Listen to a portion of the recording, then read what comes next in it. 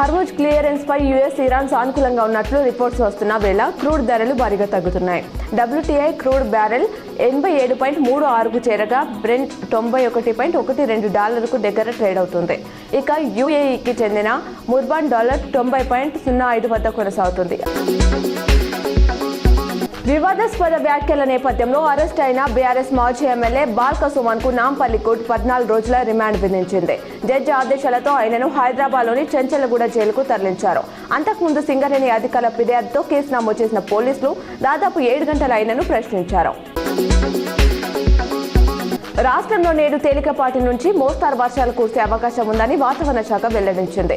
ఆదిలాబాద్, ఆసిఫాబాద్, మంచిర్యాల, నిర్మల్, నిజామాబాద్, జగిత్యాల, సిరిసిల్ల, మెదక్, కామారెడ్డి, మహబూబ్ నగర్, నాగర్ కర్నూల్, వనపర్తి, నారాయణపేట, గద్వాల్ జిల్లాలో ఈ వానలు పడతాయని తెలిపింది.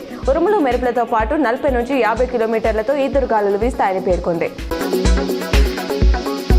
బీజేపీ, కాంగ్రెస్ పార్టీలు ఒకటే రైతుల బావుల వద్ద విద్యుత్ మీటర్లు పెట్టేందుకు కుట్రలు చేస్తున్నాయని ఎమ్మెల్యే ప్రశాంత్ రెడ్డి ఆరోపించారు. గతంలో రేవంత్ రెడ్డి రైతులకు 3 గంటల కరెంటు చాలు అని మాట్లాడితే నిన్నటి డిస్కాం మీటింగ్ లో రైతు కమిషన్ చైర్మన్ కోదండరెడ్డి కూడా అదే మాట అనడం సిగ్గుచేటన్నారు. రేవంత్ రెడ్డి 3 గంటల కరెంటుతో నీ పొలం పారించి చూపిస్తావా అని ఎల్లారెడ్డి వేదికగా ఆయన సవాల్ విసిరారు.